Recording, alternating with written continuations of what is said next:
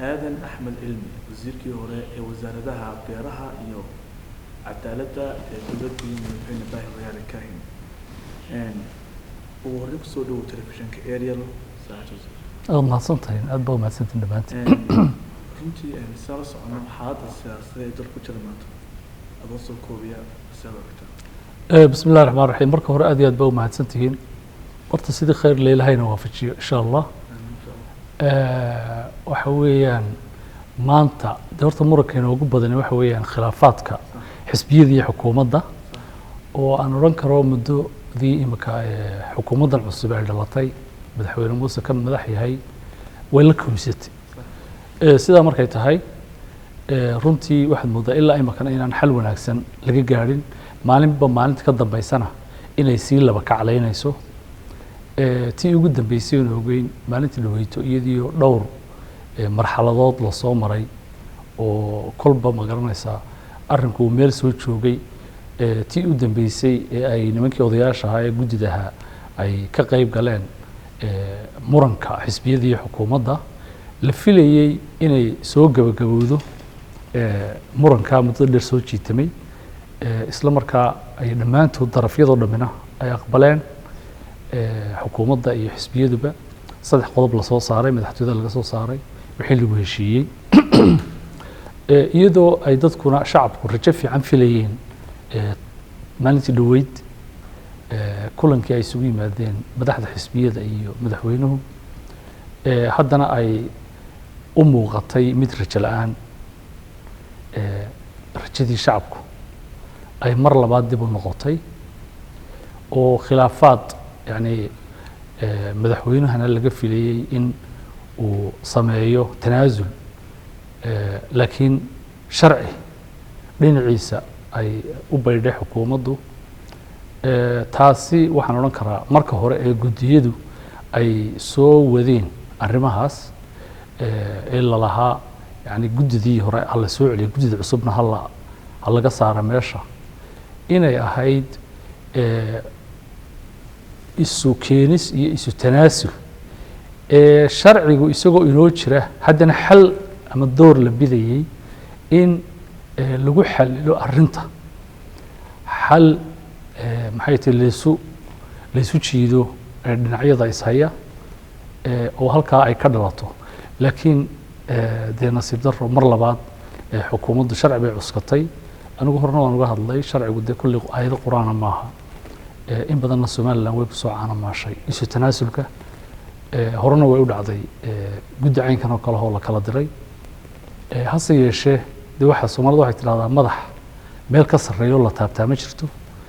dee waddanku madaxweynu leeyayo dee waa madaxweyne sharciya dee isagii baa ku adkaystay inay maaragtay yani dee marka anigu aan wax doonayay inaan maaragtay ku adkaysto ama sharci aan cuskado ama aan arrimo kale cuskado dee wuxuun baan cuskanayaa marka dee soo far ilaa imaka waynu arkaynaa waa lasii kala fogaaday bari iyo galbeed ayaa lasii kala tegay marka imika murankan siyaasiga ah ee aan dhamaadka lahayn maxaa sabab u tahay wallahi sabab horta waxay u tahay arrimo fara badan ayuu salka ku hayaa kow waxa ay salka ku haysaa oo sida shacabku ay arkeen ay u muuqato markii muddada ay korodhsatay guurtida baarlamaankana loo kordhiyey maslaxad baa meeshii soo gashay maslaxaddaasi waxaa laga tallaabsaday dantii ummadda iyo dantii dalka oo ay isu daneeyeen labada gole lagana yaabo inay maslaxaddaas soo geli karto oo ay ku jirto tii madaxweynaha oo hadhay haddii ilaahayna gaadhsiiyo oo iyada lafteedu laga yaabo inuu heshiiska ku jiro in muddo kororsigii somaliland ay caadada ka dhigatay uu meesha ku jiro oo ay taasina iyaduna meesha ku jirto taas darteedna uu madaxweynuhu uga warwareegayo in maalanba guddidan cusub iyo baarlamaan imika la doorta iyo waxaynkaasa ilaa inta ay taasi ka dhacayso maadaama uu haysto imika baarlamaan uu ku kalsoon yahay oo aan la garan karin baarlamaanka iman doona inuu isleeyahay madaxweynuhu ama lagula taliyeyba war midho gunti ku jira qaar geed saaran looma daadiyo yani kuwana imankay soo gashi iyadiyo ay maaragtay canaanteeda lafteeda ay leeyihiin xisbiyadu gaar ahaan xisbiga wadani sababtoo ah ninkan uu muranku ka dhashay ugu badan ee riyo raac markii uu golahu ansixinayay xisbiga wadani kama howlgelin xildhibaanadii wadani ayaana u codeeyey waxaynu ognahay 50 xildhibaan ayuu ku helay codka cabdirashiid riyo raac wuxuu ku waayi lahaa 41 waxaa halkaasii buuxiyey xildhibaanadii xisbiga wadani oo aad arkayso inay kala socdaan xildhibaanadii xisbiga wadani ahaa iyo kuwii iyo maxay tahay fulintii xisbigu oo ay ahayd in halkaa laga shaqeeyo marka dee marka xildhibaanadii ay codeeyeen dee meesha waxa ma yaalaan waa arrin dhammaatay marka waxa aan filayaa murankaasi inuu taa ku salaysan yahay yani maslaxado la isweydaarsaday marka mushkiladan taagan ee sababtay in muranka siyaasiga aan dhamaan sidee kooda waa looga bixi karaa xilligan anigu waxaan filayaa kulli madaxweynaha qorsha u yaalla qorshahaana haddaan mala awaal sii sameeyo inay tahay the end of the parties dhammaadkii xisbiyada oo aanay xisbiyadani doorasho ka qaybgeli doonin qorshaha madaxweynuhu haddaan mala awaalana ay tahay in ururadii la furo markaa ururada la furana 3 xisbi soo noqoshadooda jaanis ayaa laga yaabaa inuu kulmiye yeesho laakiin waxay u muuqataa inuu qorshahaasi meel yaallo oo aanay doorasho madaxweyneba ka qaybgeli doonin laakiin aynu ku tartami doono 3 xisbi oo cusub ama 2 xisbi oo cusub iyo xisbi kulmiye oo sii jiri doona sidaa awgeed ayaan u leeyahay waa dhammaadkii xisbiyada marka intaa la gaadhayana mar haddii aan idhaahdo xisbiyadu way ka maagayaan maxkamadda inay tagaan sababtaa waxay isleeyihiin dee maxkamadduna waa sidii baarlamaanka oo kale oo dhinaca xukuumaddu bay u janjeedhaa oo dacwad kama furanayaan sharciga ay maalan ba lagu doodayay ee ninkan odayga ah ee cabdirashiid riyo raac ee ay yidhaahdeen wuxuu ka soo horjeedaa dhexdhexaadnimadiina maadaama madaxweynihii soo tuuray cidda kale ee sharciga ku ilaalinaysay waa baarlamaanka baarlamaankina isna waa kanoo u ansixiyey aan idhaahno yani waxa weeyaan sharci jebin laakiin maadaama madaxweynihii soo tuuray oo kuwii celin lahaa ee baarlamaanka ahaa iyaguna ay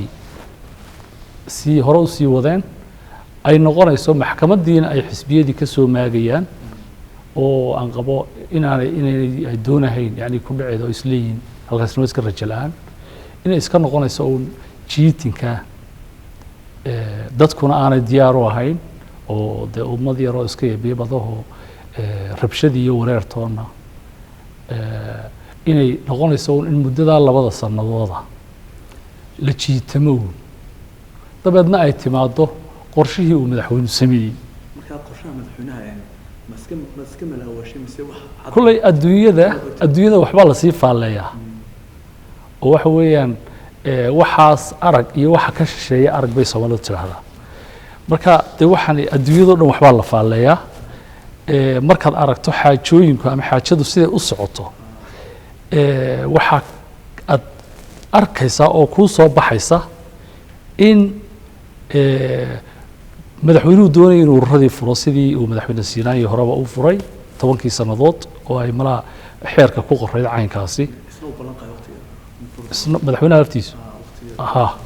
mar hadduu saa ay tahay waxay u eg tahay inay 2 xisbi aanay meesha rajo dambe qorshaha madaxweynaha murankan jiitamaya miyaanay dhaawaceen dimuqraadiyadda somaliland iyo arrimihii doorashooyinka taas dee horta dhaawaca waxa weeyaan meeshan madaxweynaha waxa la yidhi ninka midida daabkeeda hayaa madaxweynaha soo maha hadduu dee madaxweynuhu ugu talagalay isagoo ujeeddadiisu ay tahayba yani anigu saan isleeyahay inaanay labadan xisbi kaba soo daahirinba doorashada dambe madaxweynaha madaxtooyada cid timaadaba dee qorshihiisa isagu qof waliba dhinac buu ka eegayaa wuxuu isleeyahay kolley adiguna dimuqraadiyad baad ku socotaa qolooyinkan kale dimuqraadiyadda daneeyaana sibay u arkaan isaguna dee sibuu u arkaa marka nimbatiisu la toosan laakiin dee sida la leeyahay ama ay jirto dabcan dimuqraadiyadda aynu sheegayna way dhaawacaysaa waayo golayaal muddo dhaafa oo muddo dheer fadhiyey adduunyada aad inoogu canaanatay imaka xilligan haddaynu idhaahno dee gurmad baa inoo yimi caalamiya hadday noqoto international community-ga hadday noqoto odayaal lookala hadday noqoto cid kastoo waxgarada waxay isku dayeen in xukuumadda lagu qanciyo ama madaxweynaha in la sameeyo doorashadii 2020 shalayta wayna arkaynay xukuumadda warqad bay soo saartay ay u dirayso daneeyayaasha qaadhaan bixiyayaasha aan idhaahno ama dimuqraadiyadda boqolooyinka daneeya international community-ga oo ay leeyihiin sharcigaan noo asmaxayn sharciga haddaynu runta sheegno cid walba way jebisaa laakiin kolba ciddii maaragtay cuskanaysa waxaa la yidhaahdaa maalanba marka haddii waddan lagu dagaalamo ninka guulaysta ayuunbaa taariikhdu qortaa inuu ahaa ninkii fiicnaa waddankaa badbaadiyey yani guusha hadii goor kii laga badiyeyna waxaa lagu qoraa inuu ahaa dib u socod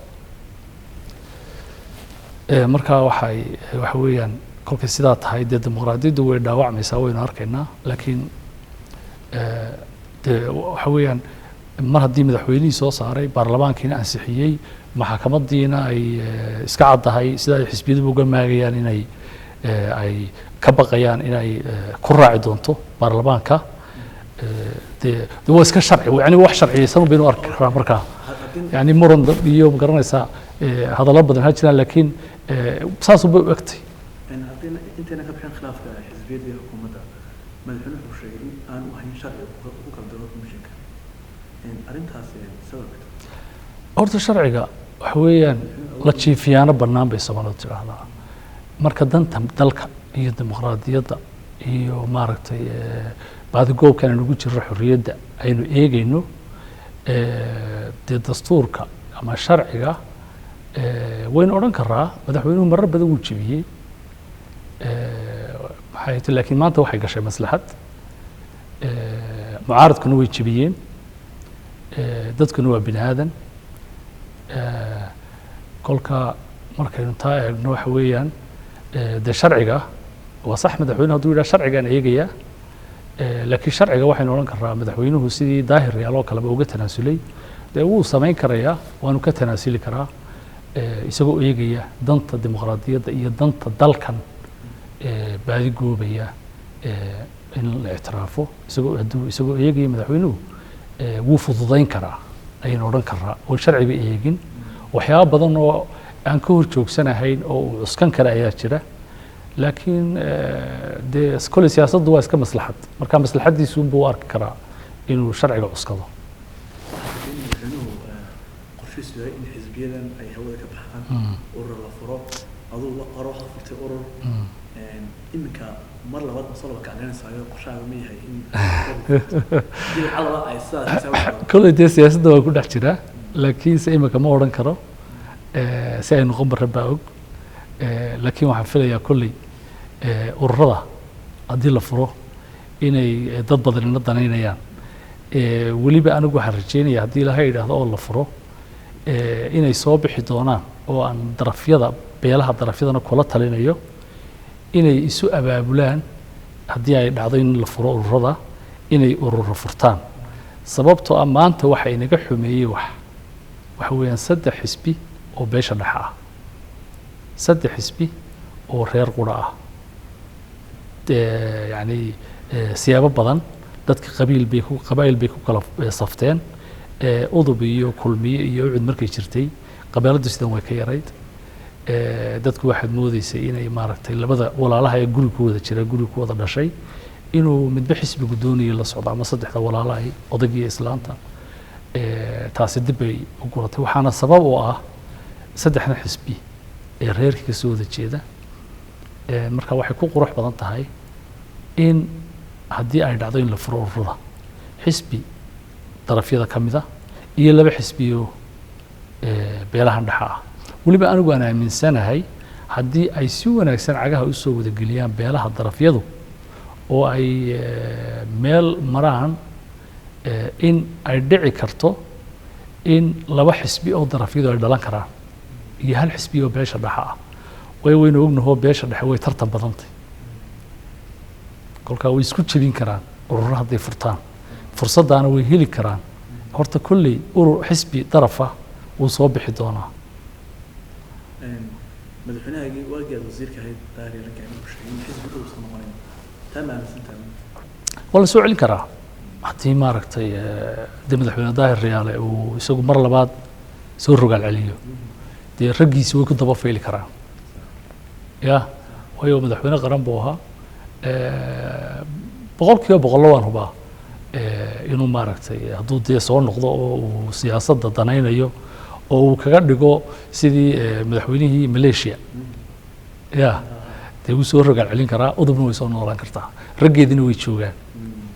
intaa kaga nimaadno waxaa soo baxaysay maalmood dambeysay hadal ugu dambeeyay Faysal oo sheegay oo ahaa in madaxweynuhu aflagaadiyey arrintaa kulli wada maqashay see kula maqashay wallahi anigu arrinta hadda warbaahintu ma ka maqlayay markhaatina kama ahayn goobjoogna kama ahayn laakiin mana garan karo dee inay dhacday in kale laakiin kulli wax caalamka la maqashiyo ma ahayn wax qurux badanna ma ahayn haddii xataa dhacdo dee wax maaragtay waayo waxa weeyaan mas-uuliyad bayna saaran mas-uuliyaddaasina waxa horeba waxa loo yidhi naag ka umulisay iyo nin weyni siduu wuxuu ogyahay midna uma sheegaan marka wax kasta oo kugu dhacaya iyo wax kasta oo maaragtay yimaada khalad kastoy tahay kolley waxaa ila qurux badan in wax badan xaajada bar baa la dadaa hogga la saaraabee hore loo yidhi moogta in maaragtay ay kolley iska ficlaan lahayd hadday dee jirtay dhacday kolley dee nin odayaa yidhi oo waa laga yaabaa inay dhici karto laakiin wax badan baa dee la qariyaa oo ficlaan lahayd inaan maaragtay shacabka loo sheegin ugu dambeyntii maxaa farin aad u lahayd hadday tahay xukuumadda hadday tahay xisbiyada si looga baxo muranka siyaasiga wallahi anigu kolley qofba fikir buu aaminsan yahay ma filayo inuu murankani meesha ka baxayo ilaa ujeeddada xukuumaddu ay leeda gaadho waayo yani kolley dee qorshaa u samaysan ha labadaas sanana waayo marka xisbiyadu waxaan filayaa yani dariiqi masduud buu noqday ama tii buu noqday dee horta xisbiyadii mar haddii ay xukuumaddu saa tidhi sharci ay tidhi xisbiyadiina aan filaya inaanay maxkamad tegahayn ya dee waxay iska noqonaysaa uun dhammaadkii xisbiyada jira maanta oo ay noqon doonto in xukuumaddu ay gaadhsiin doonto muran kastaaba ha jire ilaa ururada la furo intii haddaynu ka baxno siyaasaddii muddo ugu dambeysay saaxadda siyaasadda bal bulshada waxaad u bayaanaysaa iminka xaalad ku sugan tahay waxyaabaha qabato ma siyaasadda imadkeer baxday arrinta dustay horta saa aragtaan halkan degane waa arkaysaan magaalada waa ka soo baxay guri dibadda baan deganahay nolosheedu way fiicantay alxamdulilah dib markaad arkayso xaaladda siyaasaddu sida ay maanta tahayna oo aan ku leeyahayba dee muranka laftiisi baa soo afxidhmaya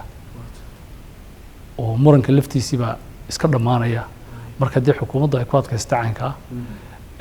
marka dee siyaasad yani waxay iska noqonaysaa aniga aragtidayda mid nasasho laga qaato ilaa xilliga ay maaragtay wax soo iftiimaan haddii laha idhaa